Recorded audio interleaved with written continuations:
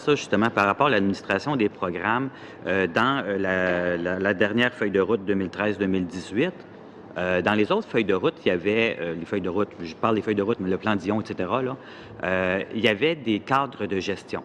Donc, dans le premier plan, il y avait un cadre de gestion. Dans le deuxième plan, il y avait un cadre de gestion qui nous permettait justement de mieux comprendre où allait l'argent, qui nous permet de mieux comprendre la reddition de comptes. Puis en 2013-2018, on cherche le cadre de gestion. Alors, le commissaire aux langues officielles, d'ailleurs, vous avez demandé quand est-ce qu'on va avoir un cadre de gestion, et on est rendu en 2017 presque. C'est la fin même de ce plan-là, de cette feuille de route-là. Il n'y a pas encore de cadre de gestion.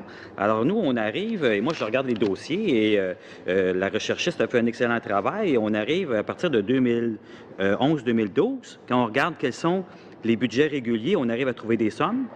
Mais quand on regarde quelles sont les sommes pour spécifiquement la feuille de route, aucune idée.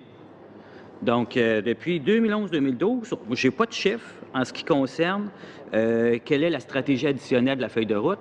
On n'arrive pas à trouver ça nulle part.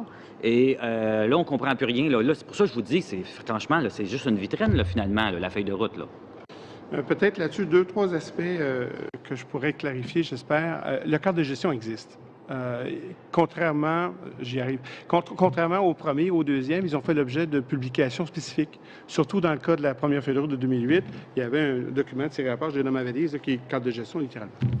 Dans le cas de la feuille de route 2013, suivant les directives et les façons de procéder, le cadre de gestion est intégré à la présentation au Conseil du Trésor. Présentation qui a 600 pages.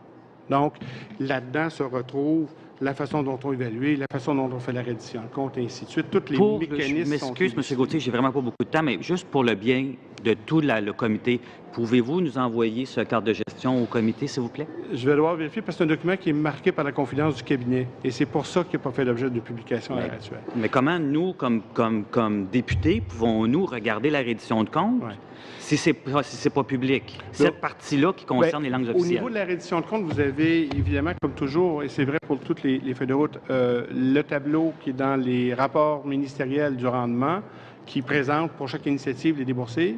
Mais ça, c'est pas détaillé, ça. Nous, on a besoin... initiative par initiative. Ça vous donne exactement les déboursés pour chacun des éléments qui composent le plan d'action. Mais le cadre de gestion nous permet de vérifier si on répond au cadre de gestion, si la reddition de compte est faite comme il faut. Le cadre de gestion va vous mettre en place des mécanismes, mais les mécanismes sont là et ils jouent leur rôle et ils sont accessibles. L'évaluation, la reddition de compte financière annuelle est là. Puis même dans le rapport annuel, maintenant, on intègre la reddition de compte sur les activités de la feuille de route qui sont incorporées là-dedans. Vous l'avez sûrement remarqué, il y a plusieurs passages où on fait référence à des initiatives qui relèvent de la feuille de route. Donc, la reddition de compte se fait. Le cadre qui présente les mécanismes... Mais comprenez-moi, je m'excuse encore, M. Gauthier, parce que je n'ai plus de temps. Mais je veux juste vous dire... Monsieur Choquette, s'il vous plaît. Oui. On va passer au prochain intervenant.